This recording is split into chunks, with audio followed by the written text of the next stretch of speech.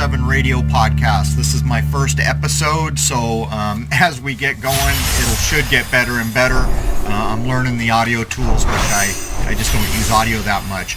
But right out of the gate here, I want to do a shout out to a supporter who runs beambarns.com. That's BEAMBARNS.com. He's your source for custom designed timber frame barns on any occasion. Give him a call if you're interested in barns. Go look at his website. He's a big supporter and has made the podcast possible in certain ways. And if you do make contact, tell him Crow sent you. Anyhow, this episode that I'm coming out of the gate here with, I talked with CD Channel. That's CEEDEE. And Chris over at CD Channel is stepping up, and maybe he's the third generation away from Bill Bryson, who got me started by watching his channel. Chris is now producing video at a very high level. The quality is every bit as good as mine, and he's streaming live, so he's actually making available his 8-inch telescope for real-time live views of the moon for people who just, you know, can't do it on their own or live in a place where they can or can't afford it, whatever the case may be. We talk about, when we come out of the gate, we talk about equipment, the best brands of scope, how we're doing this, how you can do it. We talk about death. We talk about the lunar wave. We talk about NASA and the fraud that NASA has been committing. We talk about false flags. We talk about just about everything under the sun, even the flat earth and the electric universe. And one of the cool things about this episode is Chris and I don't see eye to eye on a number of these topics, but I think it's important to point out, just because we don't see eye to eye, there's no reason that we can't find common ground, understand that we're working towards a common goal, and work together. So here it comes, man. Yes. Episode 1 of Crow 777 Radio. Here we go. Time is of the essence. All right, man. Welcome to Crow 777 Radio. I have Chris D with me tonight, who runs a YouTube channel called CD, which is spelled CEEDEE, and you will know you're on his channel when you notice that the header has full moons all the way across it. And with that, welcome, Chris. Hey, thanks, Crow 777, man. I appreciate you having me on. And yeah, that was the correct thing. You can also search Moon TV Live or Take Back Space, all one word, on YouTube, and it should pull it up. Cool, cool. We're going to do that again at the end just to make sure people can find you. Yeah, I noticed on your About page that you have quite a few links going on there. So actually, I know we've got some things that we'd written down that we want to cover, but let's just quickly let people know what you've been doing. You basically run a YouTube channel and you've been filming the moon. And so before I jump into some of the things that we know we want to cover, I noticed that you caught a hell of a transit of a black object across the moon last night. Can you maybe just tell us a little bit about that? Yeah, hell yeah, man. So yesterday I was doing some work. Like I told you, I wanted to have a chat with you, but I had to do all my work. So I set up the scope outside and I just had it recording, right? As soon as I hit record on it, I was trying to do the same type of time period that I think we caught the pulses at, right? So around 6 p.m. Eastern to 8 p.m. Eastern. Wide shot, had it really dead center focus, and I was really paying attention, and this transit went across. It was like about 2.5 seconds in real time. And it was very clear, and I was very excited about it. But I kept filming, you know, like just to try and keep more footage going. And yesterday was a very active night, to be honest, man. It was one of the most active nights I've ever seen in terms of satellites, in terms of, like, there were lots of birds passing by. There were things in front of the moon, clearly. So, yeah, the transit was very interesting. The video's up. I've been trying to get them up a little bit more quickly than usual because I tend to back up a lot of my work and then I end up not getting to it. So I wanted to get that up. It's the same thing with the pulses as well. I want to just get that out first so people can look at it and then I can do more research on it. Yeah, it's very cool. You know, right before I got ready to do this, I was over on your channel and I noticed it almost appears like it's triangular. It's kind of tough to tell. But what I have been trying to do when I get transits like this is sometimes I grab the focus knob real quick. I mean, on these ones that go across in a second or two, you don't have much time. Right.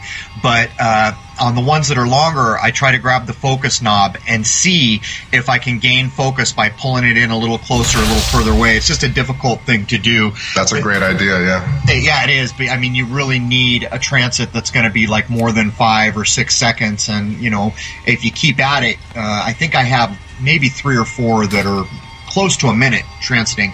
But anyhow, let's jump in. We've got about 30 items or more that we kind of outlined here that we really wanted to get out to the people. So let's start off by talking about your equipment. So many people, I mean, hundreds, literally, maybe even over 1,000 at this point, have come to my channel saying, I really want to do this, I want to get a scope. So let's just take a minute to talk about your equipment. Yeah, definitely. So I started, and we talked about this before, but it was a big ramp up towards like buying a lot of gear and then testing out which worked and which didn't. And so I kind of got into it a little bit blind. I had a couple of scopes in the past, some small ones, 2-inch scopes, 2.5-inch scopes, 4-inch scopes, and a couple of binoculars, right? And so I got into it. I bought my first 80-20 binoculars from Celestron, the big badass ones, and I thought, oh, I could hook these up to a cool tripod, put a little webcam, and I can get, you know, a $300 rig going for the moon.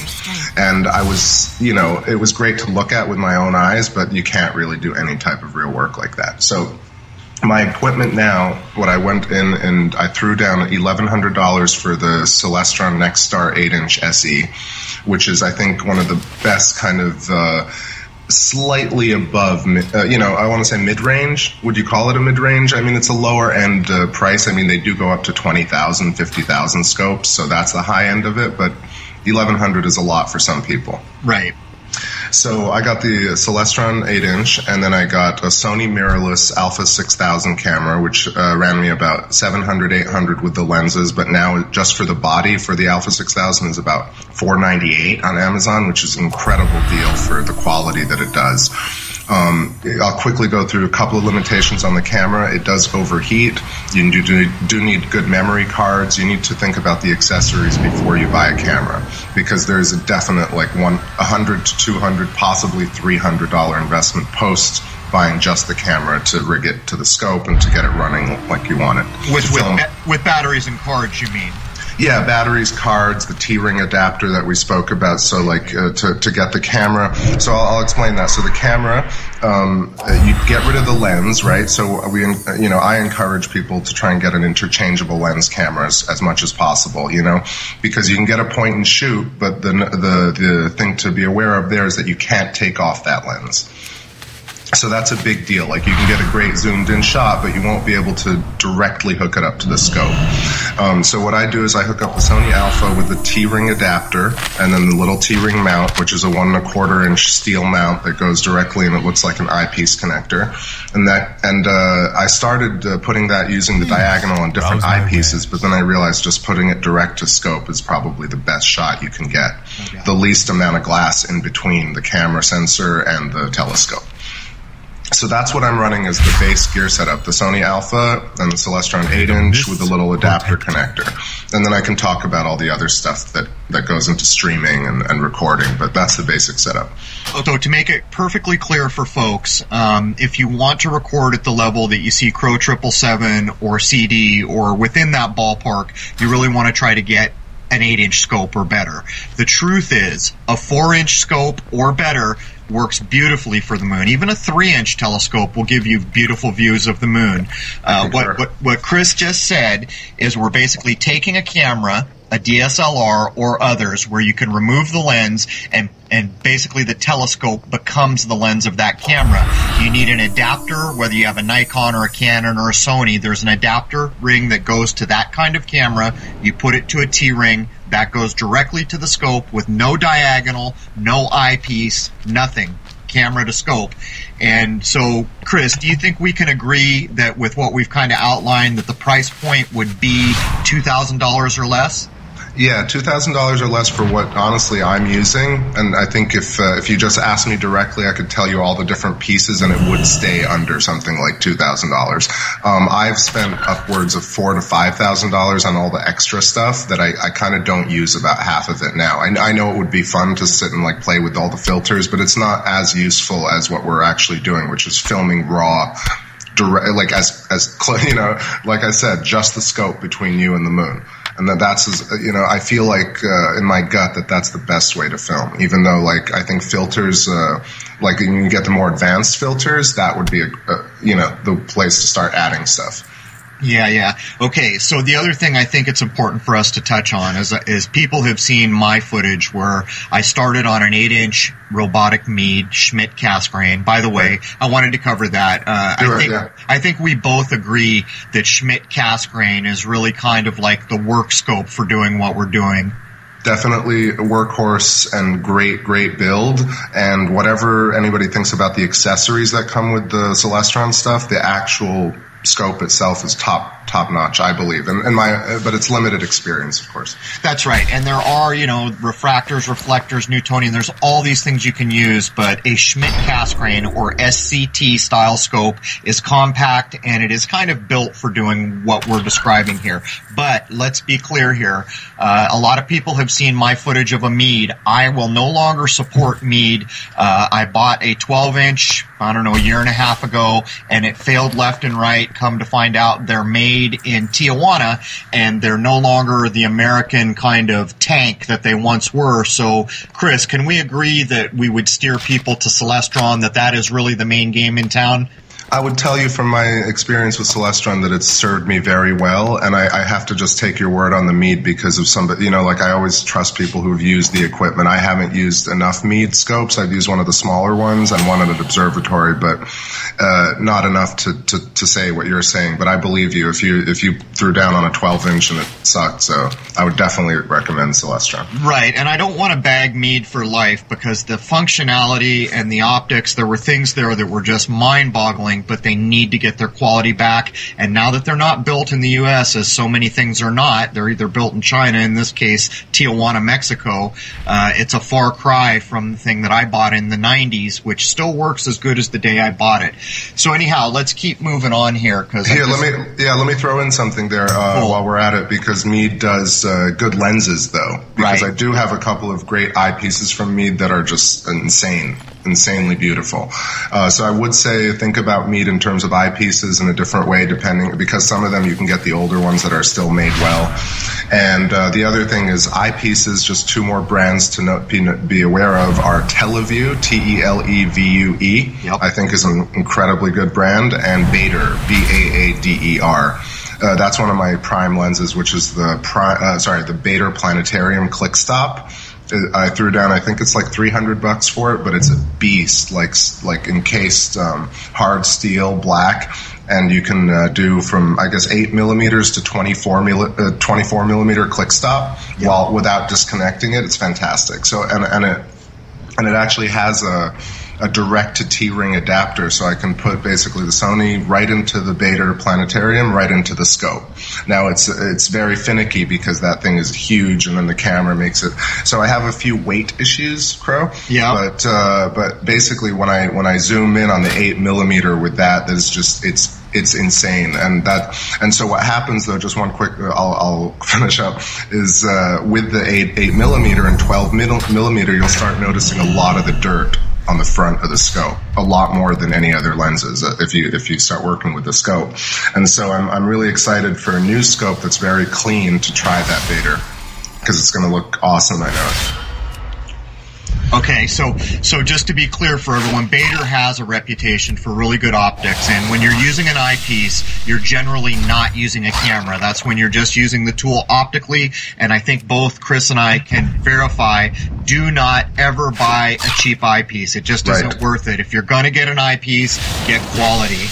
There's no middle of the road there. They always bundle them, but I would definitely recommend against that, having bought two bundles. They're useless, pretty much. That's right, and even the stuff when you buy a new telescope, it comes with like a 26 mil eyepiece, and sometimes those aren't even glass. Those could be optical grade plastic made in China, and I'm not even kidding. So, no joke. Yeah, no joke. So there it is.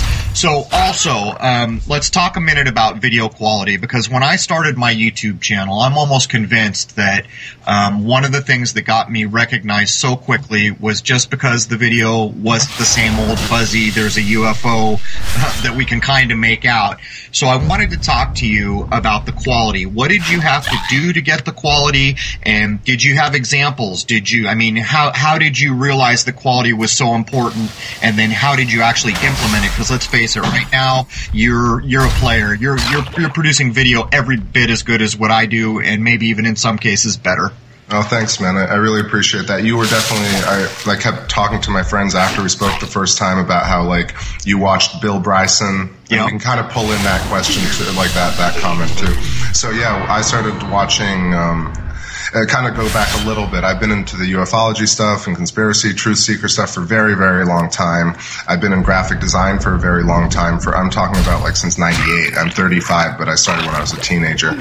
So I've watched the progression of space and graphics, and I've seen all that. And I was like, man, NASA's getting these amazing shots. I mean, I bet if I got a scope, I could see Saturn like way up close, right? And Nebula, you probably have a similar story. Yep. So I got into that a little bit. I got like rudimentary stuff, like I said, a smaller scope, the binoculars, a webcam. And then after I saw Bill Bryson's stuff, I actually hadn't seen your stuff yet. I'd seen, I think DSW. I'd seen a clip maybe.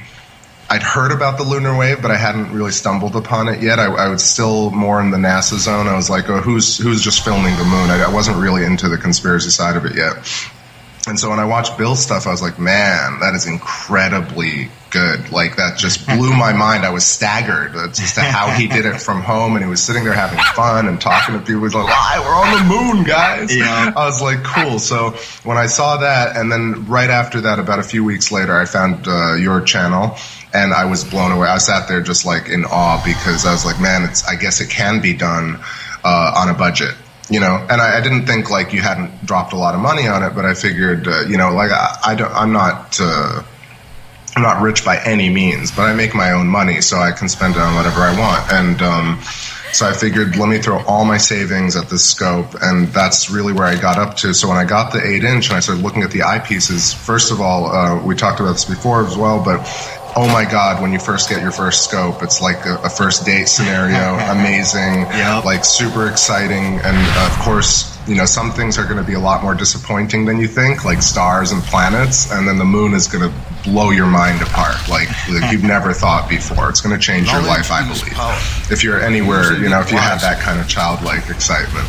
What do you think, Crow? Did it do that for you? I think you're nailing it. I mean, when you first, even with a good pair of binoculars, when you first look up at the moon or the Milky Way, you get hooked. I mean, if you're the kind of person who's going to take an interest in this, you're going to be hooked. But there is no doubt, when you use an eyepiece and not a camera, there is a view you will get when you first glance at the moon that is mind-blowing. And I think you covered that when you look at all the Hubble nonsense and you go out to look at your first nebula, which is usually M42, the Orion Nebula, it's quite a letdown. But anyhow, back over to you.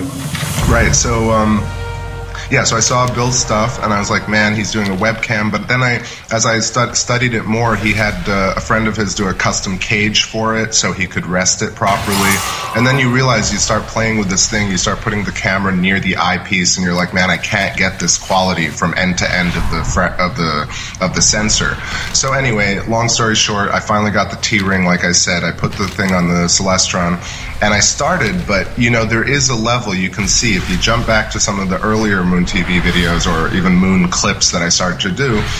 You really do have to do, I don't know, 50, 100 hours of photography work to understand lighting, to understand shutter. It isn't that simple, even though it is, you know, simplex. I would say I kind of steal this from Angry Photographer a lot, but it's a great point. You know, it's a simplex function once you got it, but getting there is quite complicated.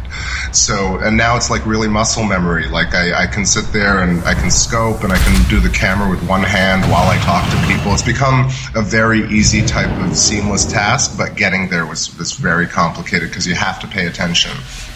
And I'll be more specific about that, like for an example. So ISO, if anyone's familiar, is a little knob on your camera or a dial or a touch that allows more or less light to come into your sensor. That's the really layman's understanding of it. But in terms of the moon and planets and stars, this means a lot. It means it's one of the most important things, shutter and ISO and the management of that, in order to keep basically the details of the surface of the moon are not visible perfectly evenly unless you have the perfect balance of shutter and ISO. Am I right? And f-stop, of course, but you can't run f-stop on a scope. So. Yeah, there's no doubt. And actually, to be clear, the scope does have an f-stop, but everything you were doing with the camera is generally what ends up counting.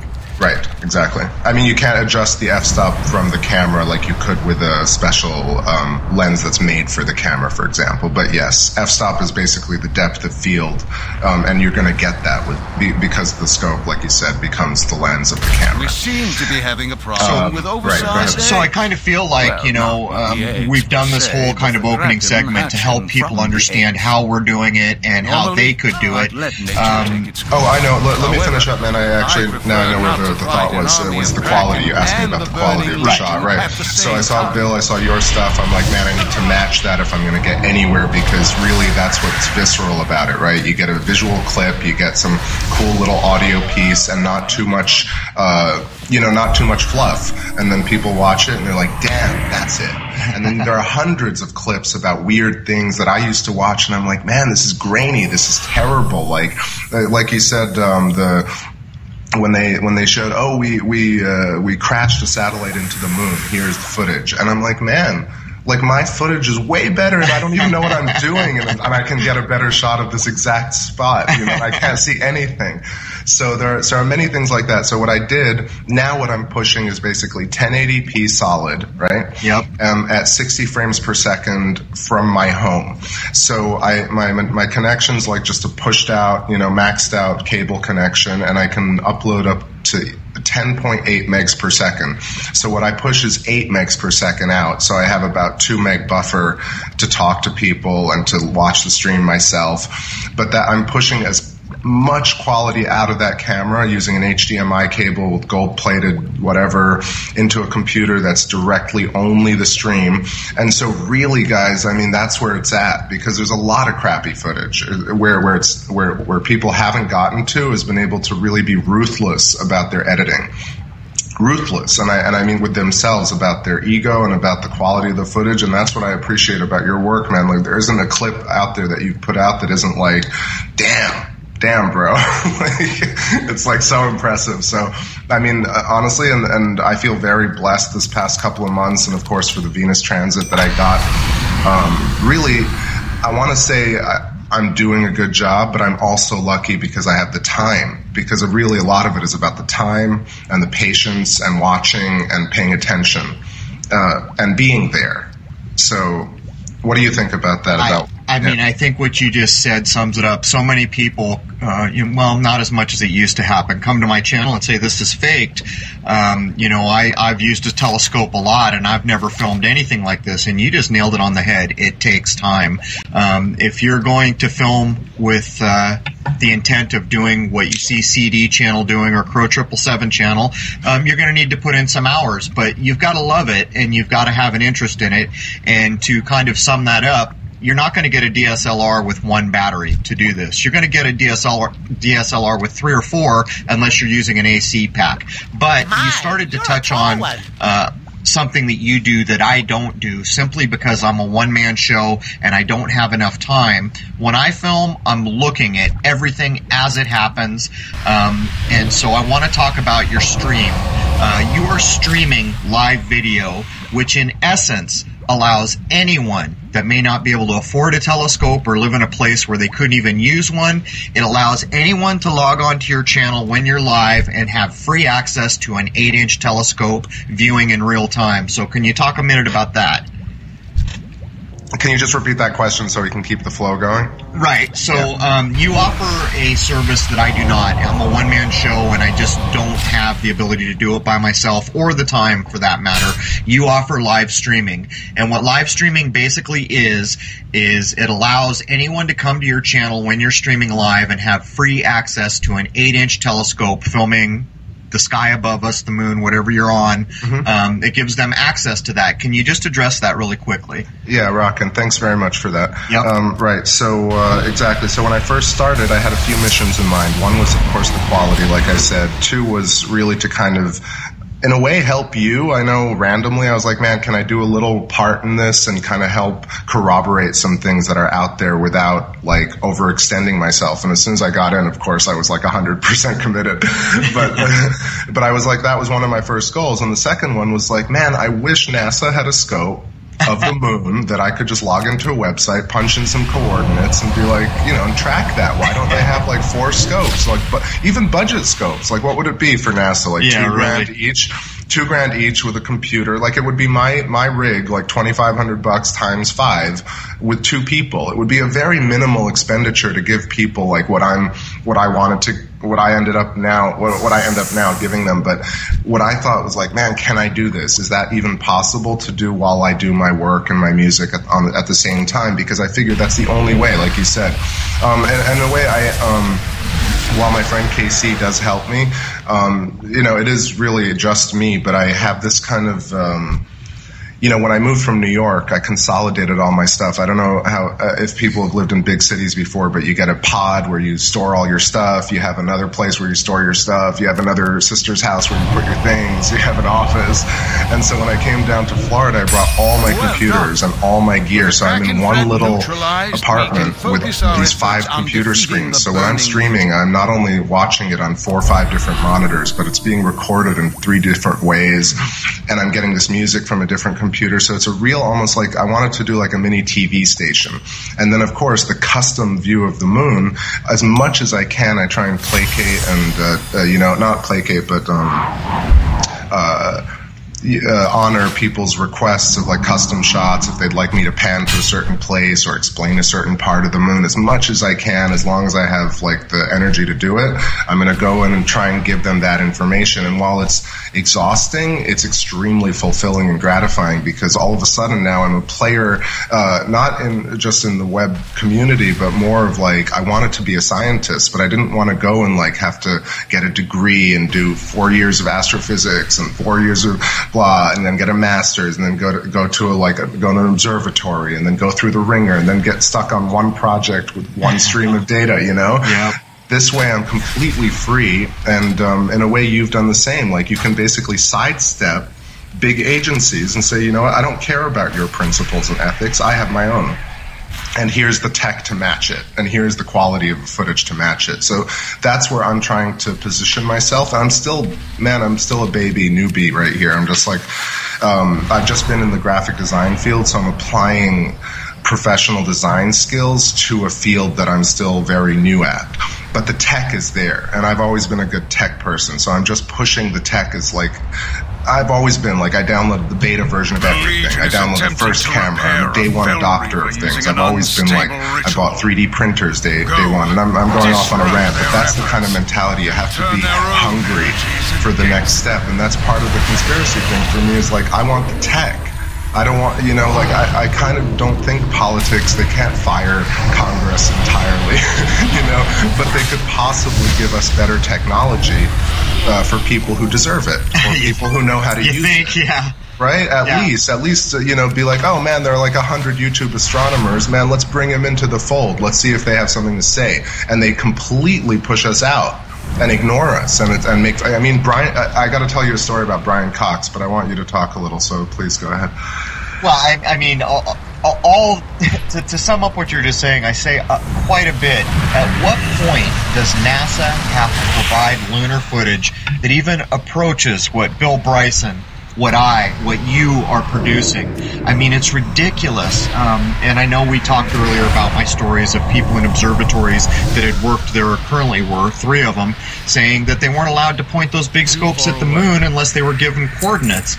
I told you a story about going up to the big 27-inch scope in Flagstaff that found Pluto, supposedly, and they let us view one crater. There were 15 people in line. We'd all gone through, and we're okay, what else can we see on the moon? And they're like, nope, this is what we're looking at tonight. And it's like this thing, restricted access. And so your live stream and people making videos are kind of breaking that restricted access to the moon. And you want to know something? I think that's a big part of why we're kind of finding these things that nobody ever knew about. But to kind of tag on to where you were going with your live stream, I understand you're building a network of observers kind of around the world, or maybe it's not so formally organized, but can you talk about that? I think you're muted out again, bro. Word up. Great. Thanks. So, the network of people is just people who have actually gone on the stream and who started to ping me, and possibly some people have gotten inspired, same way I got inspired by you and Bill. And, of course, you're still doing the work. Houston is doing the work. Randy's doing... Is Randy Houston... I need to make sure that I'm not mixing them up. No, Houston Skywatch was the individual that I stopped. He had been filming. He hasn't filmed in a while. I know he still has an interest in this, but Randy has caught the lunar wave. And Richard... Right, Randy. And Richard, Yep. Richard 205 Marine, of course. But the other slew of guys is Z Proxy, who's in Estonia, and he films the moon almost every night if he can. So we have a corroborating shot from Eastern Europe, which is awesome. That is awesome. And then we have this girl, Ravenlocks, who is very active on the community, but doesn't film as much. But we're trying to encourage her because she's in Guam, which would be an amazing shot to have. Right. Even once a week would be great. And actually, not funnily, but poignantly enough, and it's Providence that it happened yesterday. Z Proxy has a shot, and I think Cosmic Surfer got a shot from South Africa of the moon at the same time as I was filming. So I think we have a triangulated shot last night. I have to check it today, but I believe that we might have that, which is insane. I mean, that's the type of stuff that we really need to move towards, is having multiple people. That's and then this, please, go ahead. No, I was just saying that's right. Sorry. Yeah, no problem. And then the second step to that, I thought, was, use some design skills coupled with potentially reaching out to some independent developers, guys who know how to do JavaScript and like frameworks with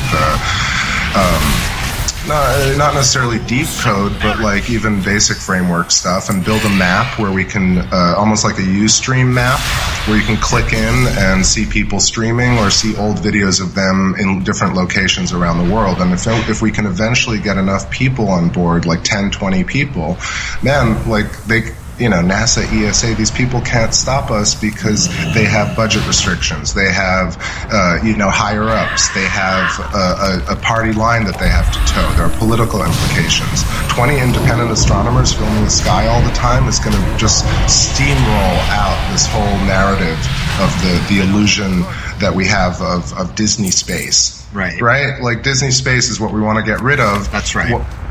And if we want to kind of segue this into a little bit of the more, philosophical and metaphysical side, like, we've talked a little bit, but I was very conspiratorial for a long time, and then I was less conspiratorial, and then I gave it up, and then I became more conspiratorial. I've checked out a lot of the different theories: flat Earth, concave, Ptolemaic geocentric, heliocentric. I have my doubts about a lot of different parts of it, but having looked now through the scope for quite a while, and I'm going to for a lot of, I hope for the rest of my life, but I think 2-3 years in, I'll have a much better idea about reality. And in that case, what's happening is I'm starting to see these objects in a different way. I'm no longer having, like you have in your video, what is it?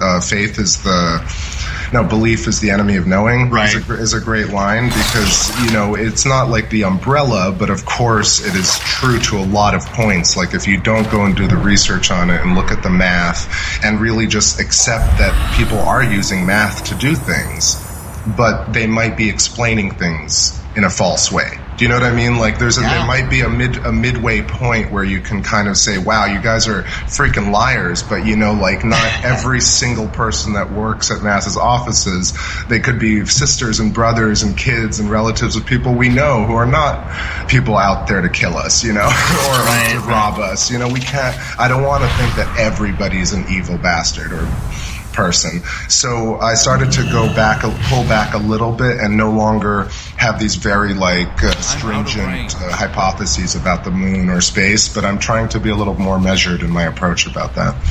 That's a good thing, because early on my channel, the fact that I was not shouting alien or on some of the objects, I think a lot of people appreciated that, because there were so many channels that would film an out-of-focus seagull and assure everyone it was the reptilians coming to suck our blood or something. Nibiru, man, Yeah, the planet that's always on the way but never gets here.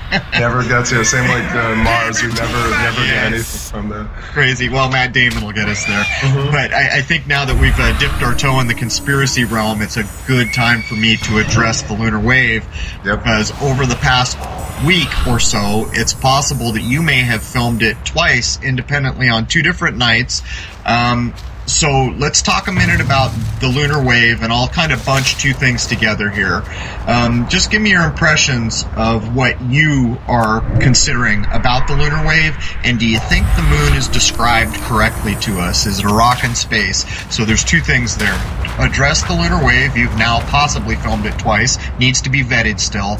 But on top of that, do you think the moon has been described correctly to us?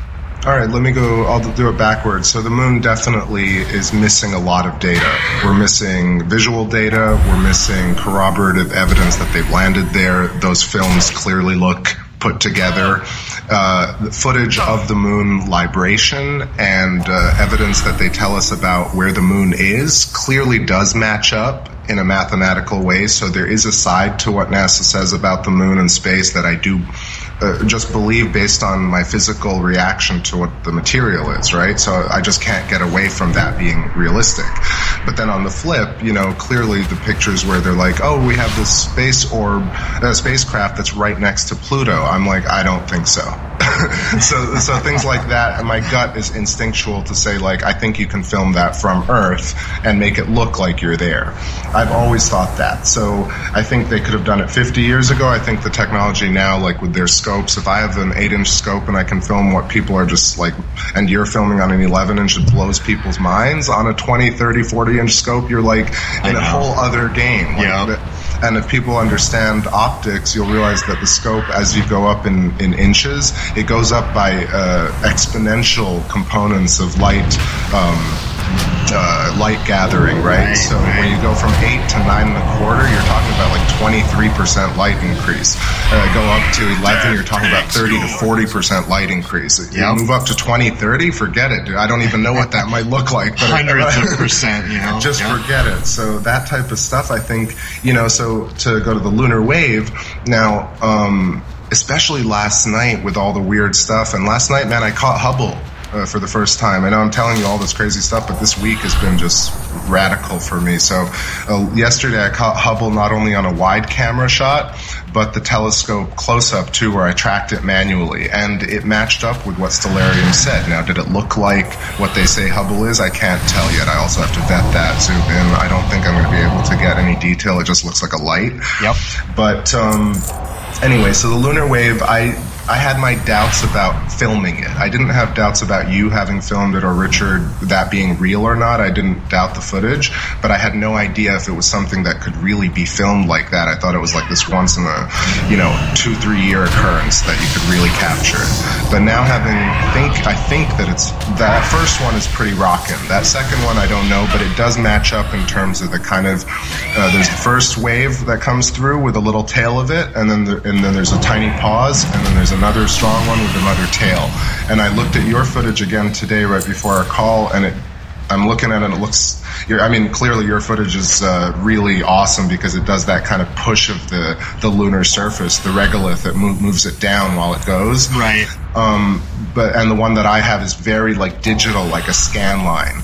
Yep. But it does match up in terms of the strong wave with the weak one right after it, and then another strong wave with the weak one right after it. The double pulse and so there's a consistent, and I think patterns have always helped me discover things better and research things better. So what I'm trying to look at is what direction are they coming in?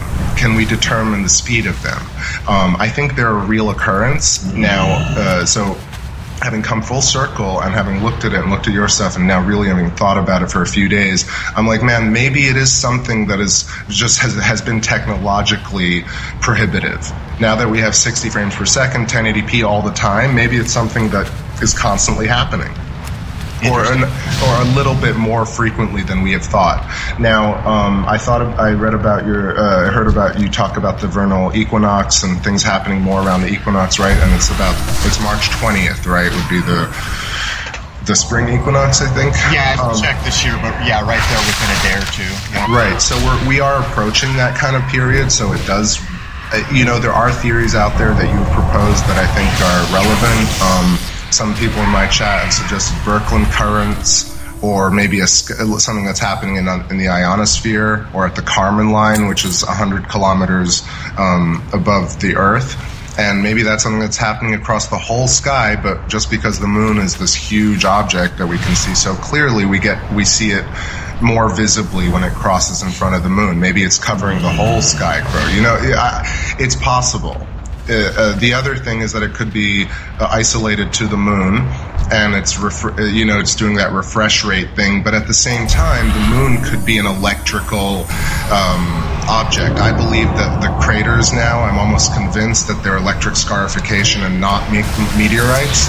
That's one thing that has been misrepresented, I believe. Like the idea that space is very dangerous and there are all these things flying around, I think is one of the big lies, because there's no proof of that. I agree with you on that. I think that's true. Yeah. That's one of the big ones for me. So I don't think the moon's been bombarded like they said, right? And I think tidal locking can be explained differently as well. But I do believe that the moon has an electromagnetic connection to Earth.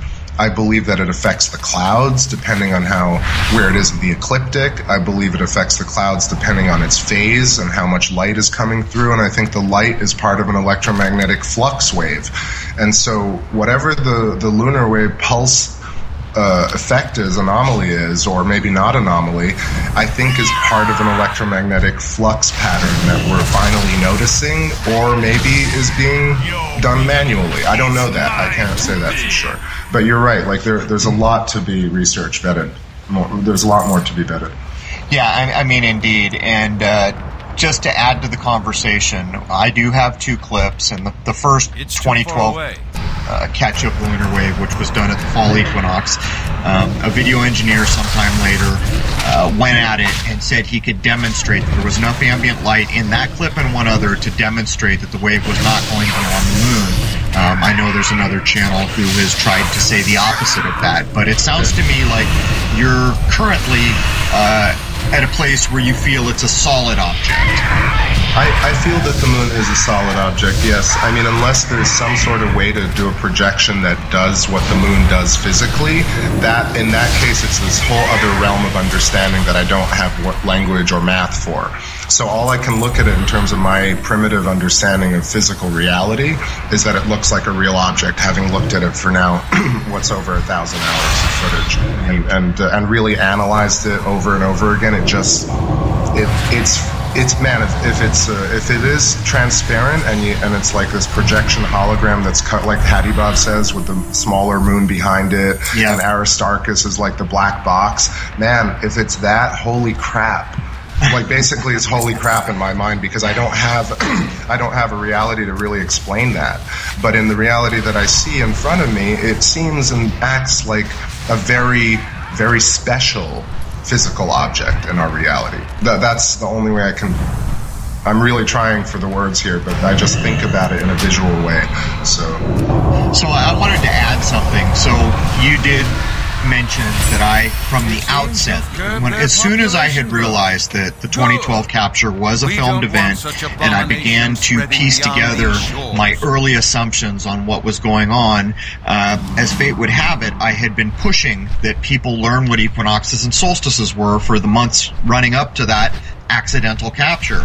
Now, out of the gate, well, not out of the gate, but pretty close in, I was trying to associate the lunar wave with the equinoxes, and as you know, I've made 2 predictions near equinoxes, and to be fair, if you vet the 2 captures you have in this past week, and they are vetted out as probable lunar waves, we are now closer to the vernal or spring equinox than we are to the winter solstice. But you also have the only 2 captures, again, if they are vetted and determined to be probable lunar waves, that happened in the wintertime. But what I find interesting is your captures are very quick and very transparent, and if there's something going on with respect to where the sun is, and in the old globe model and the old astrotheology that relies on the globe model, the sun is not yet over the equinox. And I still use this language, not accepting the NASA kind of solar system model, for the simple reason that we know damn well that all of a sudden what's called Passover in religions, what's called the vernal equinox,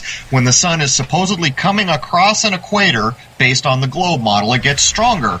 Now, if we think about this in relationship to your capture, these are almost like weaker waves because the sun, and since I don't have a better way to describe it, is not above the equator or strengthened as it will be as we pass the vernal equinox. But I just thought I'd throw that out there. No, that's a great point. You've done more research on that than I have, but I am fascinated by that aspect of it. It's a whole thing, and I really do feel like maybe the equinoxes are gateways of some kind, but like you said, we've got so much more to learn. So I'm going to keep bumping along here. We're about 45 minutes in, and I want to hit these points that we've outlined because I think people would be interested. I know we have so much. We always talk about a lot. Yeah. So I'm just going to start burning through them. So let's do it. Yeah. Has observing firsthand radically changed your perceptions of what space, the moon, and the so-called planets are? Absolutely. I recommend everyone try it. I'm going to kind of answer them quickly. So yeah, I recommend everyone try it because it will change not only your reality, your perception of reality, but your life in terms of like what's been important and what is just right up there above you, right out there for the taking. A whole field of science, a whole like Indiana Jones style quest that we've all wanted as a kid is just right there for the taking, and it's just no one's doing anything. That's right, and I think you go for it. Yeah, I think you made a great point that it's probable that now that we have the tech and the ability to do what we're doing, that may play a big role in why we're seeing all these things now. Definitely. So our eyes on it. Yeah, if I was to take it a step further, do you, as I do, consider that the space agencies and other information sources going back into history have intentionally misdescribed our place in the scheme of things and space in general? I absolutely agree with that. I think I've moved away from the 100% lying down to not a 50-50, but let's say 60-40 depending on the day. But I believe that they have to produce real evidence because there are too many real people working there and it's too difficult to produce all that stuff. But stuff that is highlighted in the media that makes people shift opinions, I think is definitely misdirected intentionally and hidden, maybe because of an initial error where they decided to go with a theory 100 years ago and they can't go back on the lie, or it's a catch-22 where they reveal it, then Russia has to reveal it, then China has to reveal it, or it's something that we can never know. But it definitely changes your idea of space. You got to get to know space better than they're telling you because it's been misrepresented. Agreed. And I'll tell you what, man, we have to do a show roughly a year from now so that now that you're about a year in, it would be very interesting to see what your perceptions are another year from now. Okay, that's it for the free episode. I hope those of you that are here for the first time will go ahead and subscribe and catch the full episode and be able to comment and catch the video as I begin to post them in the members-only area. We talk about so much more. I asked him if the Earth is misdescribed. We talk about Bill Bryson. We talk some more about the sun, telescopes, about NASA and whether it's committing fraud. We talk about the moon landing. We talk about his thoughts on flat Earth, on aliens, the electric universe. We talk about television, false flags, planets, everything under the sun comes up before we're done here. And this episode did go a little long.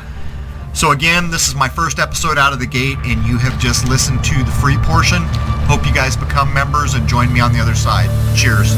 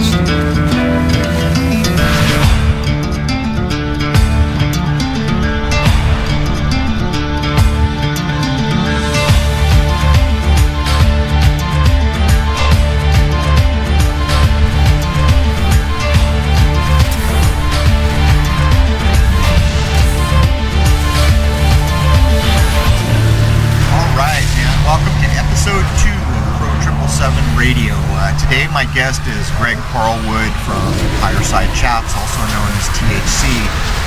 For those of you that have followed, you may remember that I had been doing interviews, but at the point that I went on THC with Mr. Carlwood, I began to get a lot of requests for interviews, and recognition for lunar wave work jumped way up. So I thought it would be interesting to have him on. And though we will be kind of occupying different spaces in the podcast area, folks are familiar with who he interviews. He's probably one of the best interviewers I've ever had, and that makes a big difference to have a good interviewer. I will be tending towards people who are out there doing the work. I'm interested mostly in people who are doing things to challenge the system in one way or another. And having said that, I think one of the next guests I'm going to have pretty soon is Randy in Houston, who's caught the lunar wave twice. You folks may remember that I did a short Skype video here that's posted on the YouTube channel. So many people really enjoyed Randy, so I figured, what the heck, man, let's get him on for a couple hours and talk about what it is we're doing. He's just he's a very interesting individual, and well, anyhow, let's jump back over to Mr. Carlwood. That's what this show is about. We cover so much in this show, and so what I'll do is I'll cue it up here. I'm going to run the first hour for YouTube, and then the second hour will be on my website. So let's take it from here, man. Let's get going. All right, man. Welcome to Crow 777 Radio Podcast. This is episode 2, and today we have Greg Carlwood. I know a lot of you follow him, and a lot of you know him. And truth be told, I think my interview career really kind of took off after my first episode with THC and Greg Carlwood. But out of the gate here, let me give a shout out to some supporters. I'd like to yell out loud to Zoe. Hey, Zoe, I hope you're okay, and thanks so much for everything. And also to Chris at beambarns.com. This is kind of a cool site. I went down there and checked it out. As you know, I'm living in a cold area, so I'm thinking about trying to put an observatory together for my scope so that when it gets so cold I can shoot. And at beambarns.com, he has all kinds of prefab barns. He can actually make them. The blueprints are there, for example. They're timber frame barns. I think some are prefab. You can design your own thing. Very cool. So go check out Chris at beambarns.com. If you hit my site, you'll see his sticker there. It's BEAMBARNS.com. And if you do talk to Chris, tell him Crow sent you. Anyhow, let's get on with the show here. Welcome, Mr. Carlwood. Hey, honor and a pleasure, my man. I'm kind of jealous of you, man. I'm sitting out here in the cold, and you're back in my hometown. How are things in San Diego? Oh, sunny as ever, my friend. I love it. I wish. I have not even had my scope out once here, and now that it's finally warming up, it's raining again, so there it is. Yeah, man, I'm thinking about moving to Colorado fairly soon. Of course, the marijuana laws have a little bit of something to do with that, but I also just love Denver. But yeah, I'm feeling the same way. Like, once I move, like right now the cold doesn't seem to be such a bad thing, but once I'm in it, I'm gonna be like, God damn it, I wish I would have been back in San Diego. What did I do this for? You know you will, man. It's a mile-high city. But the pot thing, I'll tell you, that's a funny thing, man. Wouldn't you have expected that California would have led the way on that?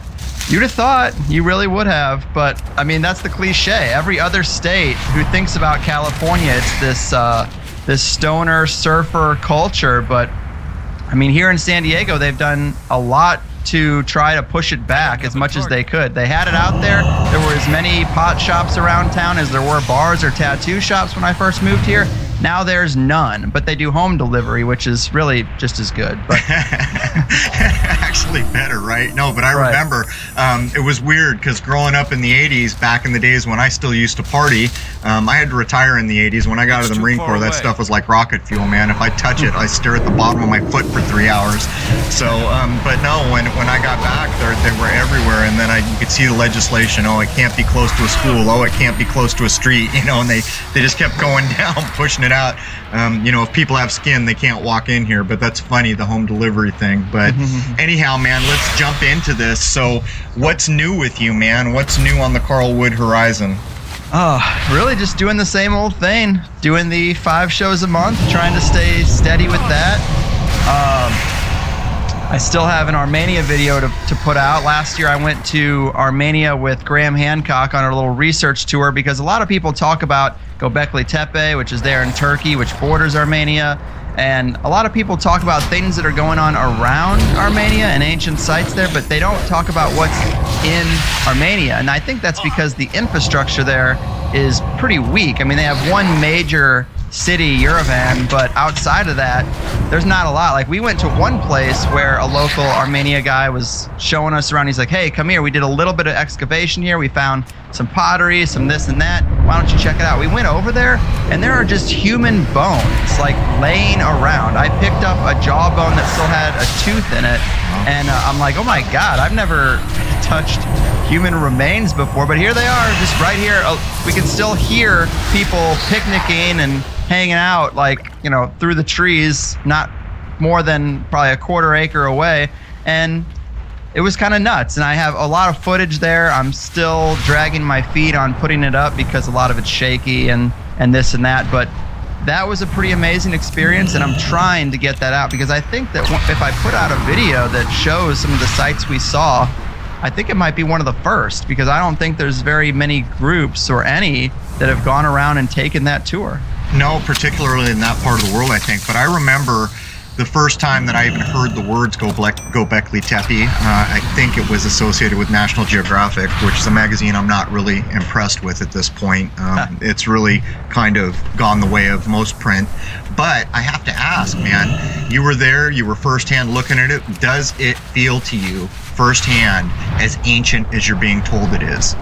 Well, I didn't get to go to Göbekli Tepe itself because that is in Turkey, and there's not good relations between Turkey and Armenia. But some of the sites I did see, yeah, they definitely had an air of ancientness to them.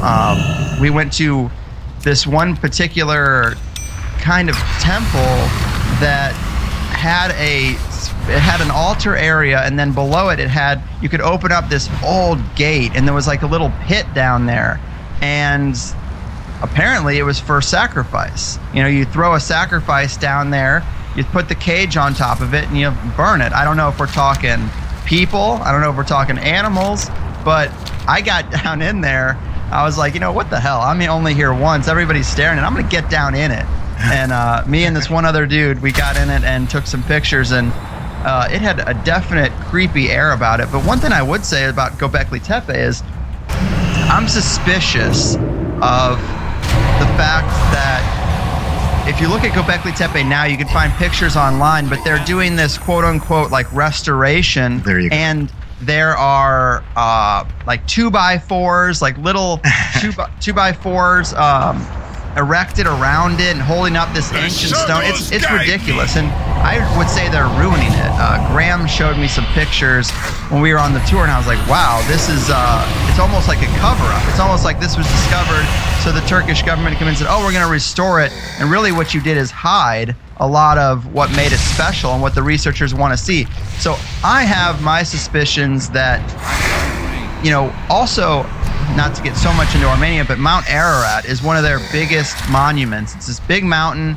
They love it there. It has a lot of spiritual significance to them. The legend is that's where Noah's Ark landed. Of course, I think that is a rebranding of a much older story, but the point is it's important to them. And when they redrew the Turkish border after the Soviet Union left, they put Mount Ararat in Turkey. So here's two things that are really of significant value now in the Turkish border when it was redrawn. So I have my suspicions that the Western world was in communication. This is all speculative, but talking to the Turkish government said, hey, if you can keep these things under wraps, if you can keep the fringe explorers from checking this stuff out, we'll put it within your borders. And I feel like they kind of work to contain what's there in the same way that Egypt works to really keep a lid on the Giza Plateau. Well, you know, that's the whole reason I brought this up. Speaking of Egypt, you know, from what I understand, you don't even take pictures in their museum anymore. It's gotten that bad. But to get back to where you were, the reason I was going down that road with you is so many of the kind of, I guess we'll call them fringe or alternative researchers, are beginning to question the versions of antiquity and history we've been handed, which is why I kind of asked to see if you had seen some of these things firsthand. It's one thing to feel something's ancient, like I'm in New England, so there's houses here with plaques on them saying it was built in 16-something. By California standards, that's pretty old. But it's a whole thing altogether, to claim something is, 10, 15, 20,000 BC, it's a funny thing, when you look at, what's it called, Stonehenge. The people who have been researching Stonehenge are making a pretty convincing case that that place is just not as old as you've been told it is, and that's basically why I was asking you if you really felt like there was antiquity there. Yeah, I mean, it definitely felt old, and I also got to take a trip through Europe, which, of course, for an American is everything there is old, even just your typical pubs. I mean, my friend Gordon White, I've had him on the show a few times. He's a practicing chaos magician, really smart guy.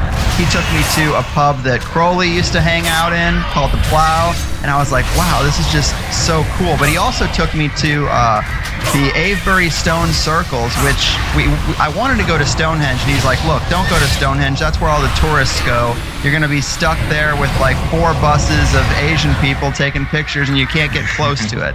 So why don't we go to something a little more off the radar, the Avebury Stone Circle? And that was great, because we did get to spend some time there basically alone, which is, I think, the only time you can really feel, or maybe I'm just dense, but that's the only time I can really feel things that are old. Like it feels differently. Maybe I don't get distracted with all the people, but the Avebury Stone Circles, or at least this one, is where the famous comedian Bill Hicks, he was on mushrooms and had one of his UFO experiences there. So for me, that was pretty awesome. There was a little personal touch there that I loved. But I also interviewed a guy, Christopher Knight, who has done some work on what he calls the megalithic yard. And it's the system of measurement. It basically takes, instead of 360 degrees for a circle, it's 366, because if you were to look at the stars, apparently they rotate, it's like one full rotation, or on a daily basis they'll switch 1 degree, and it turns out to be 366. It's over my head because I'm not an architect or an engineer, but this precise measurement system is encoded into these stone circles, and it's also found at the Great Pyramid. So Christopher Knight basically connected these two things and said, look, there's mathematical evidence that whoever built the pyramids at least knew about these stone circles or used the same measurement system, and probably came here to learn the mathematics to do it. And I mean, that's pretty mind-blowing, because no one ever thinks about the ancient Egyptians or the builders of the pyramid going to England or having anything to do with that part of the world. But unless he doesn't think they could have arrived at it completely independently. But I don't know. That's an interesting thread too. Yeah, I mean, you and I actually talked about this once. We were talking about, if a year is 365 days, why the hell is a circle only 360? Yeah. And that was just kind of an offhand example. But the truth is that measurements and bases for everything else we do are almost always generally correlatable to nature, and these things are not. So I think there's a there, but these ancient things we're talking about, it is so damn frustrating, because really it's like your point now. They put all this crap in Turkey, and then they lock down, how much access people have. This has been going on in Egypt. There's a lot of people questioning even Egypt and the stories behind that. And it's pretty clear to me anyhow, when you look at, like, Egypt is a good example. When you look at certain kind of art that's on the wall and carvings in the wall, some of them look kind of hastily scrawled in, and other ones look like they were done with a laser beam. It just doesn't match up. And the funny thing is, the ones that look like laser beams are older than the ones that look like they were scrawled. Yeah. So you're all, what's going on here? But all this that you've been talking about was the same trip that you did Paris in, right? Yeah, there were 2 trips pretty close to each other, but right, I did go to Paris on the European tour trip. What are your thoughts, now that you've had all this hindsight? For those listening, Greg and I were going to do a show, I think it was Friday the 13th, if I remember correctly, or maybe I have it backwards, and for some reason we put it off a day, and having done that, what I consider a hoax, the Paris attacks, happened the day that we were going to do it, so we ended up talking about it the following day. But with all the hindsight, that was big in the conspiracy world for a while. What are your thoughts on that now, looking back? Well, when I was there wasn't much effect, but you do have people or guards standing around with machine guns, which is kind of unusual. We don't see that much in the States. We do talk about the police state, and obviously there is increased aggression from police, and who cares if you're shot by a handgun or a machine gun if you're dead. But it is a little creepy to see people standing around with machine guns. I didn't really expect that, because typically, of course, we hear that that's kind of an American problem, the whole gun thing. But here our populace is armed, which is a bit of an equalizer. But there you're just like, you know, I have to trust that this guy isn't going to go off the handle. I have to just trust that, you know, the government here has trained this guy, given him a weapon, and that's okay. Like, I don't know this guy, and I don't really feel comfortable around guns at all. I mean, that's just me. That's how I grew up. But it was a little odd in that regard. But yeah, kind of crazy. It's a funny thing, you know. I was in Okinawa for quite some time when I was in the Marine Corps, and you see all the police there have holsters, but there's no gun in the holster. And what happens is, or at least back in the 80s when I was there, what happens is, if there's an event, they go back and get issued a weapon. But on Okinawa, I think the only murder that had happened in, I don't know, 10 or 20 years, they were telling us, was done by a Marine. So different place altogether. But it's a strange thing when you get to a place and people are armed in that way. And actually, to be honest with you, when I did my trip across, some of the checkpoints that are supposed to be like, do you have oranges or bananas in the car? Some of those dudes look paramilitary, and you're just thinking, really? They're checking us for bananas and oranges, and this guy's carrying an M16? But anyhow, let's pull this back around to you a little bit. At this point, do you have any idea how many interviews you've done? I would say probably 200, maybe more. So since the onset of THC, you think you're at around 200?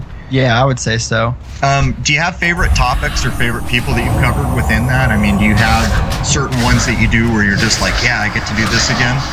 Well, I have to say you're one of my favorites, but I guess I've gotten more into the kind of down-to-earth, concrete conspiracies, because doing this for so long and getting into the really out there fringe stuff is really fun and great. But when I'm talking to like your average person, they have a really hard time jumping right into the deep end of the pool. So I've gotten more into things like the Titanic conspiracy, which I think is directly related to the Federal Reserve, and people don't realize that, but that's something that I can pretty much talk to the man on the street and get him to think differently about it, because it was so long ago. If you hit him with 9/11, a lot of times there's so much emotional trauma there still, or it's just, you know, the whole quote of it's too soon.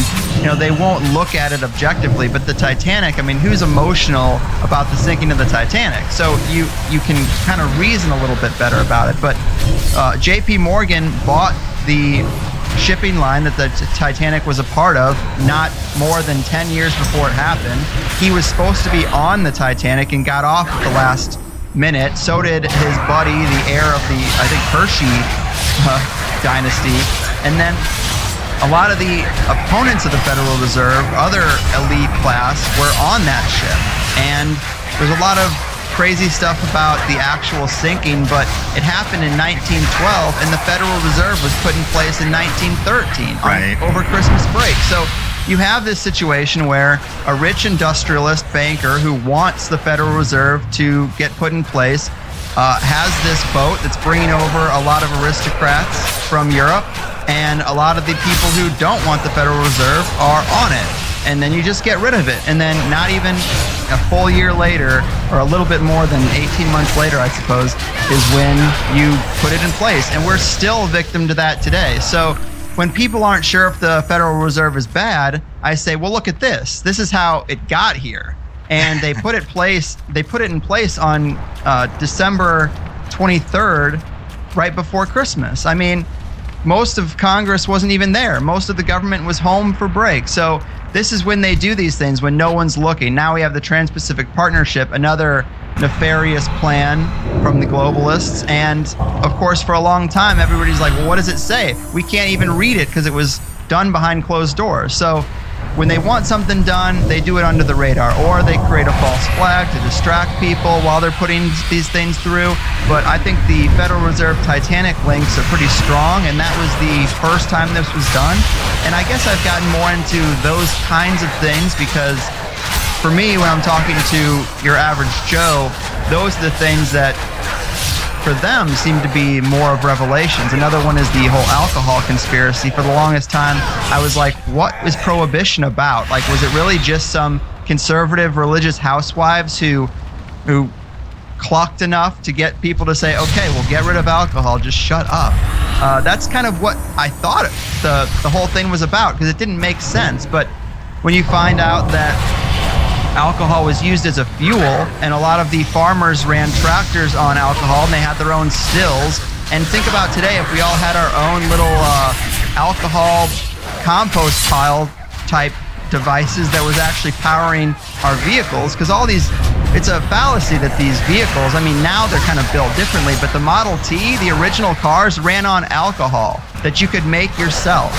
And this was the problem.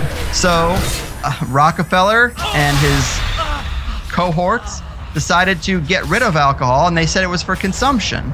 So then 10 years later, when they repeal prohibition, everybody's only concerned about drinking it. They totally forget about the fuel component to it. And so now we're on Standard Oil, which is where Rockefeller made all their money. We're on that now still today. So all these things that happen, this legislation that passes that you kind of think of as odd or anomalous, behind it, there's always rich industrialists who have an agenda. And I think when you hit people with the alcohol conspiracy and the Titanic Federal Reserve connections, that's when their wheels get turning. And then maybe later you can hit them with something like the lunar wave. You know, it's funny you should say that, but in my mind, there's very few things that we see go on that isn't related directly to banking and big money. And as we all know, we've got a central banking system. And as we all know, supposedly the founding of this country was partially about getting away from that. And as we all know, it seems like at some point our government was blackmailed by the people who had cash and had them in debt. But the Titanic, you know, you bring that up, it's a funny thing. As I look back at it now, it almost feels like the 9/11 of its day, with the exact same people pulling the strings, with the exact same overtones. But I watched a guy, God, it's been a long time, I think he was British, trying to demonstrate that there was a sister ship. I think it was called the Olympia, is that right? Yeah, that's true. It was the Olympia. And he had demonstrated that when the supposed submersible went down and saw the Titanic, they had enough pictures to count the windows. The only differences between the Olympia and the Titanic, which were sister ships, was apparently the number of portholes. And he demonstrated, I guess, to his satisfaction, that the ship that was on the bottom was actually not the Titanic. It was the Olympia. And there was a whole thing going on. But the more I was looking at this, and then fast forwarded up to the movie The Titanic, and you know, you just walk away feeling like you're trying to be programmed into believing certain things when a big movie like that comes out. Actually, one of the biggest movies of all time now. But I mean, do you get the sense of it? Was that the 9/11 of their day? Oh, I definitely think so. And you're right. There was a switch made, or supposed switch made. The reason is the Olympia was damaged already, and it was too expensive to fix. And of course, these guys are all about profit and loss. So if you can take a liability and kind of use it to your advantage, because obviously the Federal Reserve is a lot more profitable than some ship. You can basically sink your losing asset, and at the same time put in place a central bank that you can milk, and your kids can milk, and your grandkids can milk for the rest of your days. Yeah, it's crazy to think about just how intricately money is tied to all the things that we see. But I mean, that kind of is a good door to open to go on my next question to you, which is, you know, you've interviewed so many people that I'll probably never ever meet or talk to in my lifetime. Now that you're up to 200, I mean, you've covered the gamut from kind of people like me, who's just a dude in his backyard, to people who are writing books and, you know, showing up on TV. And I know we've had some conversations. I mean, at one time we talked about when Hoagland had kind of made a run at me in that article in whatever it was. I think it was Newsweek. But do you feel like the mainstream community of conspiracy people are avoiding the real cutting edge of information and actually kind of diluting or adding nothing and detracting from the real storyline. Do you ever get the sense of that? Yeah, absolutely. I mean, that's a big part of why I started the show. I think things have changed a little bit now, but 5 years ago, which is kind of when I started it, there really wasn't conspiracy podcasts, and there really was just a couple of things out there. I mean, Red Ice at the time was a show I really liked. I don't really like the direction they're going anymore. But then you only had Alex Jones and Coast to Coast, and I felt like Coast to Coast was all this stuff about paranormal and aliens, but they never really get into conspiracy. And then Alex Jones is this guy who makes conspiracy look bad. You know, he just screams and yells, and you look at the guy and you're like, this guy's irrational and he's completely insane.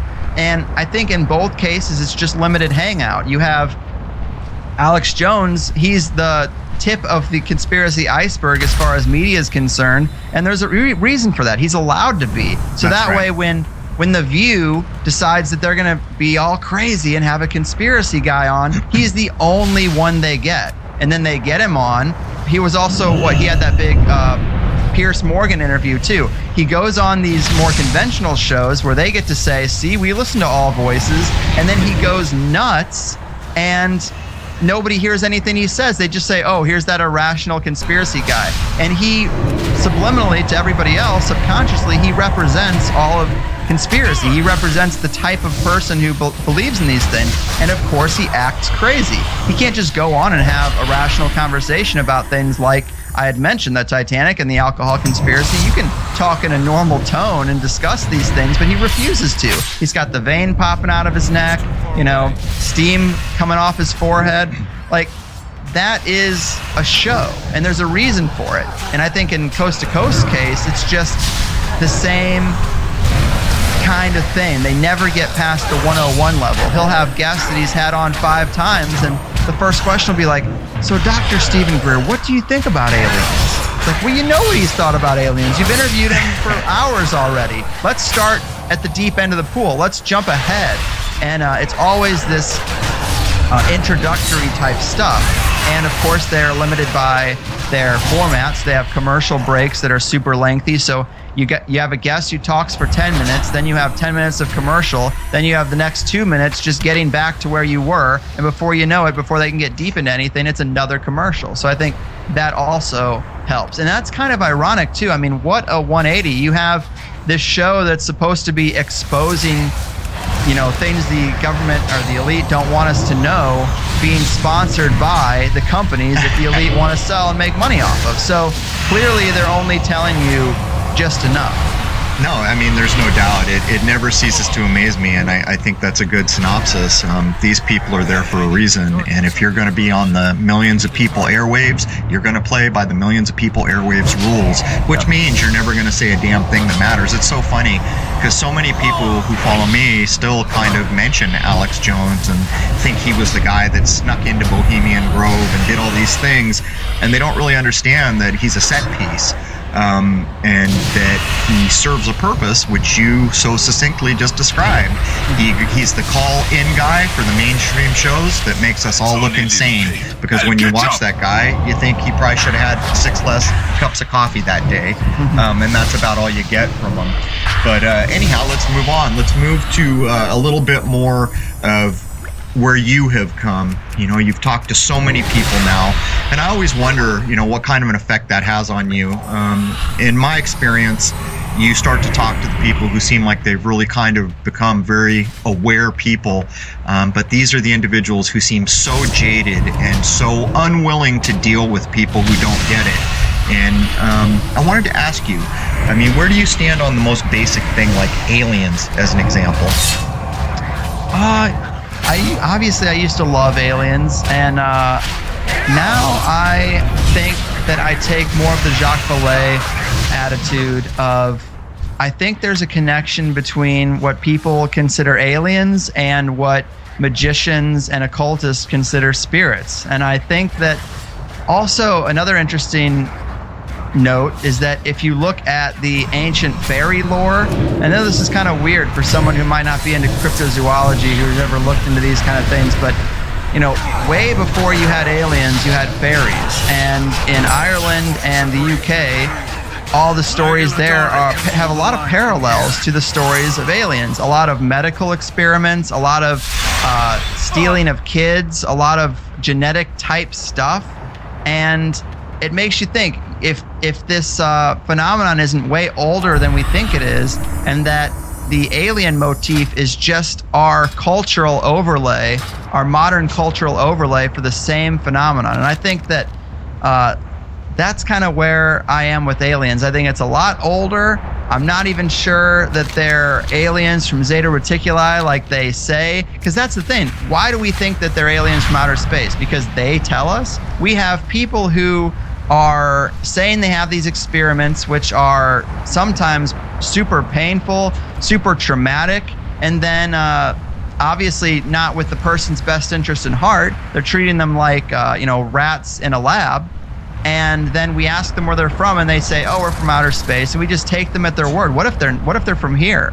You know, what if we share the planet with some kind of other intelligence, multi-dimensional perhaps, that has been with humanity ever since? And another little thing about the fairy lore, it's like if you were going to carry out some type of genetic program or experiments, or if you wanted to monitor certain segments of a population, where would you put them but on an island, which is what the UK and Ireland are. You know, you're not hearing these stories from the middle of Russia or the middle of Asia, like these huge continents. You're hearing them from these small islands. Of course, now it's different because people have the ability to move a lot more than they had 500 years ago. But I think something is going on there, and I'm not sure that it's as simple as aliens from outer space. Yeah, you know, it's a funny thing. I have always kind of thought it's so difficult to believe that human beings are the only game in town. But having come all this way and filmed so many strange things, and then reassessed what I've filmed and come up with the conclusion that there is nothing so amazing about anything that I have filmed that I can't call it probably terrestrial technology. And then to take that a step further, you were talking about Zeta Reticuli and the Greys.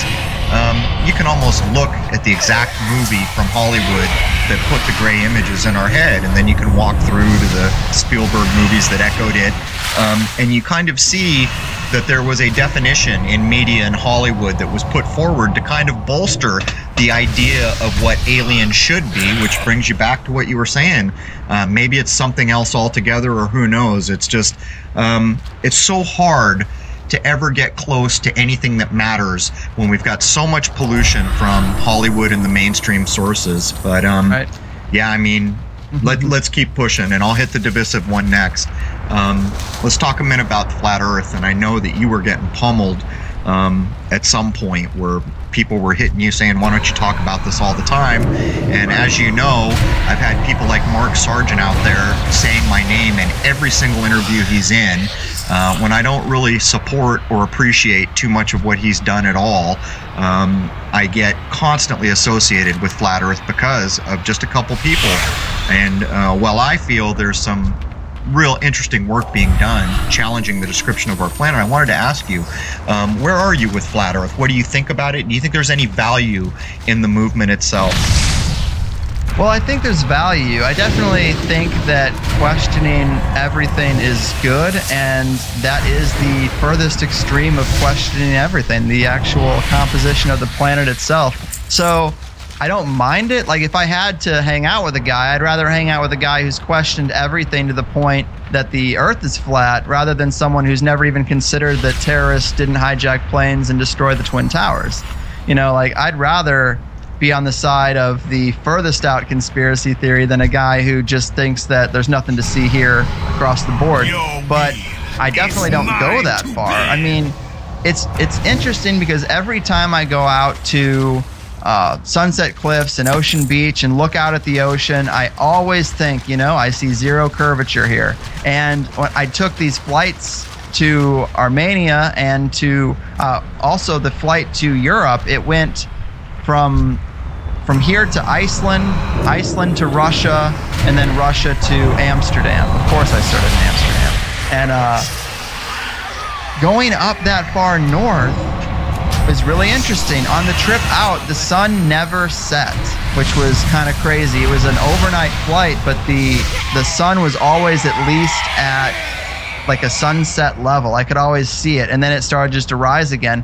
And I can't even wrap my head completely around some of this stuff. Like, it's really hard for me to sit down and listen to 3 hours of flat Earth arguments and I say, yeah, that sounds right. And then I hear conventional people describing why the flat earthers are wrong and that this is how it really works. And I'm like, yeah, that could be too. It's tough, man. I keep the door open to all these things. I definitely think there's some strange stuff. Like Neil deGrasse Tyson talks like he knows everything and everything is just settled science. And he talks about the Earth being pear-shaped, yet the photos of the Earth are a perfect round blue marble. And then when asked about it, he says, oh, well, it's such a small degree of change that you wouldn't notice it in a photograph. I'm like, you know, dude, that I don't buy. I think either the pictures are fake, what you're saying doesn't make sense. It's tough, dude, but as far as the flat Earth, I wouldn't commit to it because that's another problem I think that conspiracy has, is that people hear something once and then all of a sudden they're experts on it. Right. And I think the flat Earth is something that a lot of people have decided that after watching a 2-hour video by Eric Dubay, they've now uncovered the biggest secret and they just can't wait to share it. But yet they really don't know much about it. They don't really have the facts down. They just saw a movie. Yeah. I think there's so many people within that community doing important things. I've said endlessly in interviews that in my view, this world is misdescribed, as is the sun, moon, and space, our solar system to boot. The problem is with the group, you know, they've been around for 100 or 200 years, whatever it's been, and I don't join groups because you can see the divisiveness that's put into it. But I noticed that there are individuals who are contributing quite a bit, and the real problem here is that I do wholeheartedly believe that where we live is misdescribed, but I also think it's not going to be redescribed overnight. Right. And I think that becomes part of the problem, because so many people who, like, when they listen to me speak, they want these solid answers that I can't give them. You know, it's a bit like saying, well, there's a door over there, but I can't walk through it for you, you know, like that. But anyhow, I mean, that leads perfectly into the next little thing I have listed for us here. I mean, do you feel like our world is properly described, or do you feel it's improperly described? And if you think it's improperly described, do you think that was by intention? Yeah, well, I do think it's improperly described. I just don't know to what degree, and I think it's all on purpose. Yeah, I don't think that they accidentally have steered us wrong about the Earth. I think the flat Earth goes too far, but one I do really like is the idea of the hollow Earth, and that gets back to the idea of fairies and aliens. Like, if they exist, where do they exist? Where do they come from? I think the idea of the hollow Earth is viable. I think if you look at what NASA's said, kind of cryptically, they've made mention that several other bodies in the solar system, they're calling them hollow. They're saying that the moon rings like a bell. Well, there must be some big hollow cavity inside, if that's what they're saying. Of course, I know that we kind of think the moon might be something else entirely, but at least that's something to go on. And they say the same about Phobos, which is a satellite of Mars, I believe. And so you're hearing these things, that not all the bodies in the solar system are exactly as we've been told, as just round balls that are increasingly dense towards the core. We're finding that there are some things out there that might have huge cavities inside, and I think the Earth might be one of those things. If you look at the polar regions, they are some of the most well-guarded regions, militarily guarded regions on the planet. I've read before that the reason the North Pole is such a no-fly zone and no satellites go over it is because they say that it's a threat to global security because the vantage point is so important. But that just doesn't make sense either, because someone's got the place quarantined. What about their advantage? And well, so I think they had it quarantined long before anyone was going to be flying over it. But sorry for stepping on you. Go ahead. No, You're right, exactly, and there's a reason for that. And I think the Nazis, they very much believed that there was places they could reach by getting to Antarctica and then going inside somewhere. And I think they had obviously a lot of discipline, and they obviously knew how to get things done. So did the Nazis have this super regimented, super serious and important philosophy to them, but then they were just way out to lunch on this hollow earth thing? I don't know. Maybe, but I don't think the earth is properly described. I think it might be hollow. That's about as far as I would go. Yeah, and I think that I do agree with you on certain points there. One is that any place that is so segregated, and I think, what is it, 47 nations guarding the border of Antarctica, something like that, what are they hiding? I mean, ice? Yeah, well, not only that, there's flight paths that would be shorter, actually shorter, if they could fly over that landmass with the models that were handed. But it's clearly nonsense, and then you can look at the names of things. Everything's named after a king or a queen, or it goes on and on and on. Yeah. But I mean, this kind of brings us to, if we can agree, and I think we both do agree, that this world is misdescribed. What about the solar system? And for my part, if NASA has intentionally hidden the shape of our world, what our world is, where we are, I can't accept information from them. But that's just me.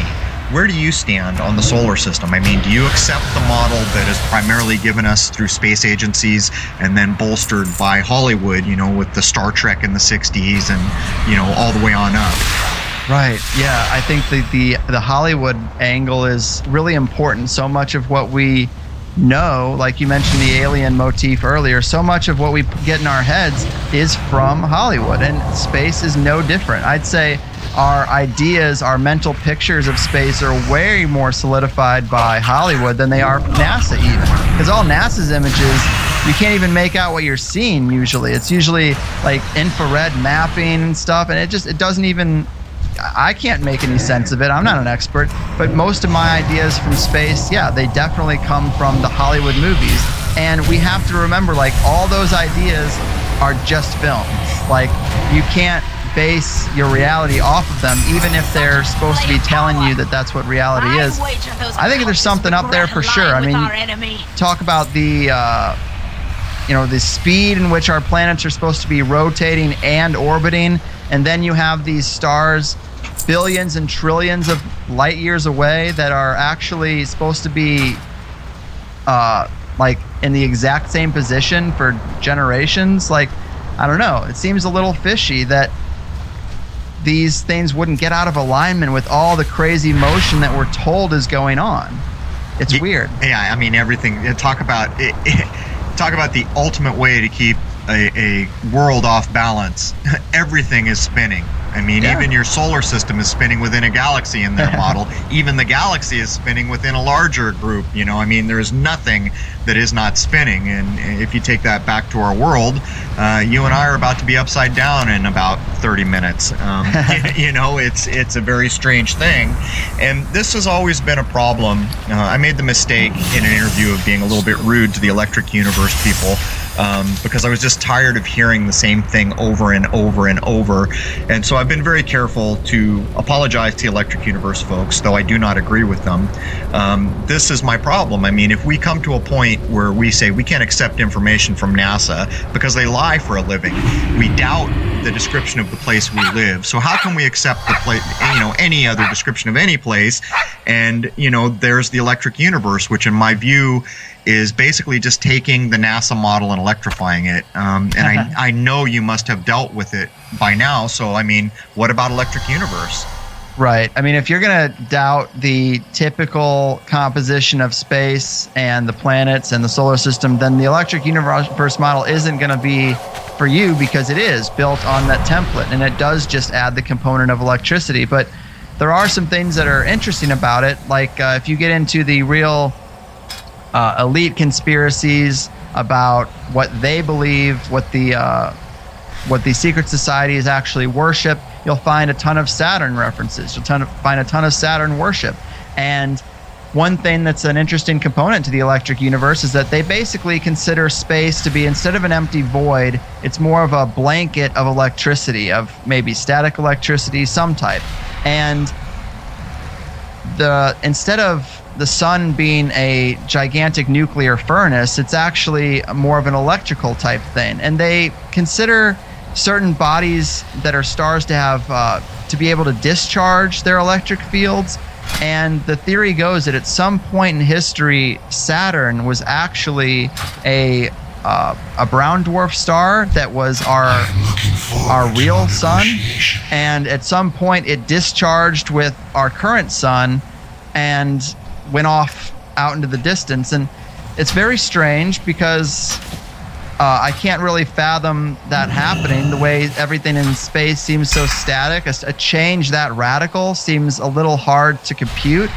But why are the elite worshiping Saturn? Why are these ancient bloodlines of secret societies that seem to go back very far? They all have this Saturn worship, and it's got to be for some reason. But I find the electric universe pretty compelling, pretty interesting, mainly for that Saturn connection.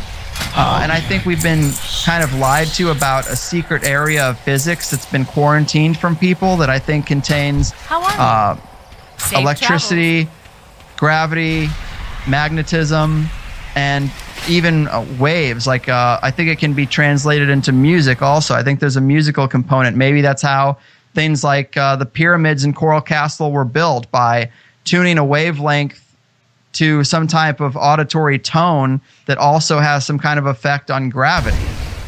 Weird stuff, but if you look into the Hutchinson effect, he's doing a lot of experiments that are on camera that are in that realm right now. Yeah, at the base of things, you know, initially, years ago, when I first initially saw the electric universe model, I was intrigued a bit and I was looking. But I mean, we can agree, I think, that to go down the electric universe path, you have to accept the NASA solar system model. And I mean, some people may say it's not just NASA, it's Galileo and all these other people. So yeah, you have to accept the textbook kind of solar system space model that we've been handed to go down this road, wouldn't you say? Yeah, it's built on it. It's important. It's definitely tied in there. Like, you can't really separate the two. But where I think they're right is the component of electricity having something to do with gravity. Like, maybe gravity isn't a force itself, it's just a byproduct of electrical force. I think that's an interesting thing, an interesting area they get into. It also, because it ties into UFOs. What are UFOs? But you know, anti-gravity craft, electrogravitic craft, also has to do with rotation. A lot of these crafts, you'll find there's an outer edge that's rotating around a center body. And obviously all over my head, but it also ties into Tesla and free energy. And the argument there is they can't tell us about UFOs. They can't tell us about the electric universe. They must keep all this stuff secret because it gets us to a point where we would inevitably reach free energy, because these are all the things that lead us there. All the breadcrumbs that are quarantined in the conspiracy world are the things that lead us to free energy. And we just talked about you know, the alcohol conspiracy, and I think just as that was to keep us away from energy independence, so is all this in another weird way. Yeah, you know, when as you were talking and I was thinking about it, I know that you interviewed Dollard, and for my money, this is a good example. Someone like Dollard comes in and says some very compelling things, but he challenges it all the way to the foundation. Yeah. He takes the old foundation, hits it with a sledgehammer, cracks it to smithereens, pushes it out of the way, and then builds kind of more of a common sense, logical progression, pointing out along the way where he can clearly see shenanigans was played. Yeah. And so for my money, people like that are always going to have a higher spot in my mind as a valuable source of information, because I just can't get past accepting things from NASA. And it blows my mind that in this day and age, the scientific community still will not take the time to demonstrate that the Apollo stuff we were handed was wholesale fraud. I mean, you can use parallax, you can use any number of things to just wholesale show it was made up out of whole cloth. you know, and a good chance Mr. Kubrick had a hand in it. You know, I guess we can't prove that using hindsight, but we can in fact prove that what we were handed as moon landing evidence is all fraud. So I just can't get past accepting these older models. And, you know, the lunar wave, the 2012 footage is either going to do one of two things in my view. 50 years from now, it won't have mattered and no one will ever remember that it was shot. Or some things will be discovered about the moon and people may look back and say, see, this was the first time we really had an inkling. But anyhow, I want to pull on one thread that we covered there, and it has to do with media and why we accept these models. When we look at a place like NASA, and for those of us who have pointed out, like I took time to point out what I consider fraud with the Rosetta Philae comet landing. I did a clip on it. Then I was covered widely in Gizmodo, Daily Mail in the UK, Time magazine or Newsweek magazine here in this country twice because I did a clip saying that the Pluto flyby was fraud. So let's jump in to what effect TV and movies has on kind of our human psyche to accept these basic models that I feel should be challenged. How big is the role of TV and movies in accepting these things that should actually probably be science-based? Yeah, I definitely think it's paramount, man. And another odd element to that is, well, I guess something I've been thinking about recently, not having to do with space, but having to do with movies, is what is the one element that is in almost every movie you see? It is a love story. The only movie I can think of that's mainstream good that doesn't have a love story is Snatch. I love that movie, but I can think of very few that don't have that. And, you know, why? Why is it like that? Is it because it's a simple story that everyone can relate to? Or is it because when you have people buying into the idea of lifelong romantic love, getting into the contract of a marriage and building a family, I think people are easier to control. If you had people like in the 60s with free love and chaos and everybody just doing whatever they wanted, you really can't crack down because people are guarded against authority in that type of paradigm. But, you know, go into any comedy club in the country and you're going to hear some people making the same jokes about marriage being a prison that you're trapped in for the rest of your life. And I mean, I don't want to, you know, totally shit on that because I'm in a relationship that I'm probably going to be in for the rest of my life. I'm very happy with it. I'm comfortable with monogamy and all that good stuff. But I think there's manipulation there. You can't deny that it's easier to control people if they're in that paradigm. And is it natural? I don't know, because I think that our same biological mechanism that wants us to have sex also wants us to have sex with multiple partners. That's why there's so much cheating. That's why so many marriages do end in divorce. I think that there is a biological trigger there to spread your seed. I mean, that's how populations grow.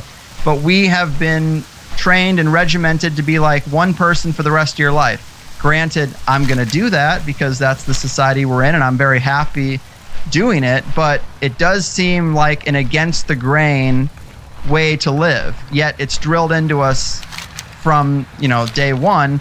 And I think movies have a lot to do with that. The idea of romantic love, this everlasting love. You know, marriage isn't really like that as far as I know. I mean, it's work and it can work, but I think it's an against the grain thing. And I think Hollywood is the #1 mechanism that makes us chase that ideal, and how convenient that it also makes us easier to control. And I think that's kind of a 101 basis of how these things start. But yeah, everything we know about space, same thing. You can actually go on YouTube and find this really good example in archery. There's this guy, wish I could remember his name. He's Hungarian or something, so his name is very hard to pronounce. But he is a master archer because he went back and resurrected the way archery used to be. And we all think of archery from movies like Lord of the Rings, where you're standing in the back of the battlefield. All right, pull, shoot. And then you fire like these thousands of arrows that go over the battlefield and come down like rain on the other side.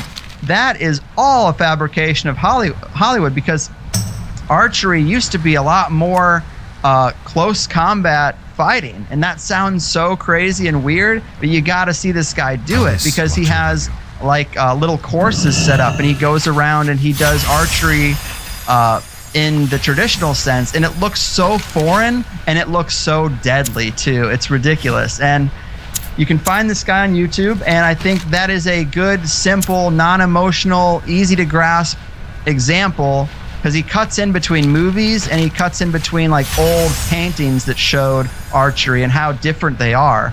And it just goes to show Hollywood creates so many ideas in our mind that are not reality, and you got to constantly think about that and challenge it and try to figure out, you know, where reality really is.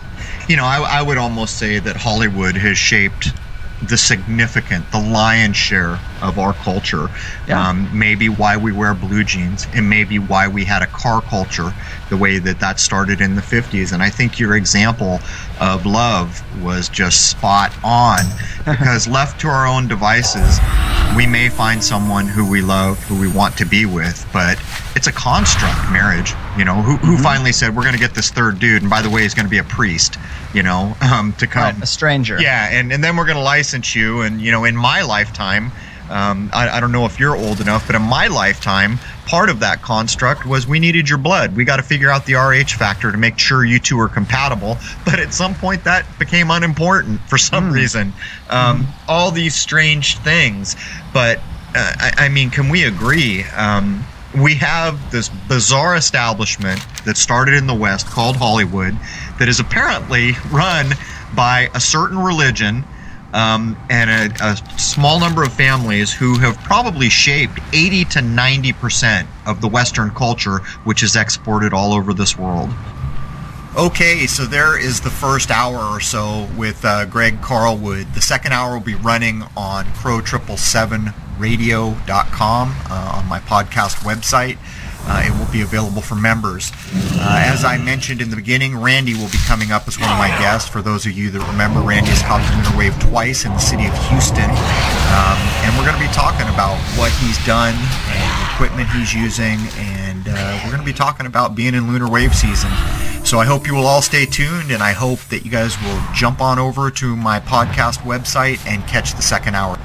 Okay, almost forgot. In the second hour, we will be finished talking about the impact of Hollywood movie and Jewishness on culture and how we view space. We'll be talking about false news, false flags, typically termed as false news. We'll be talking about who may be behind that and the relationship of those who are running Hollywood. We're going to talk about topics that Greg may no longer address on THC and the lunar wave. And the reason that covering lunar wave with Greg is interesting because he has such a kind of large following. So we'll be talking about what impact the lunar wave has had in the conspiracy community, whether it's helped change people's view of the moon, and whether or not it's being taken seriously by the majority of people that he has contact with. We'll be talking about NASA, of course, whether they've lied about major missions. We're going to talk about whether U.S. is in free fall, whether it's getting better or worse here. We'll talk about the 10th article, and I asked Greg what he'd like me to cover in that 10th article. There's going to be much, much more. But anyhow, join me over at Crow777radio.com for the final hour of the Greg Carlwood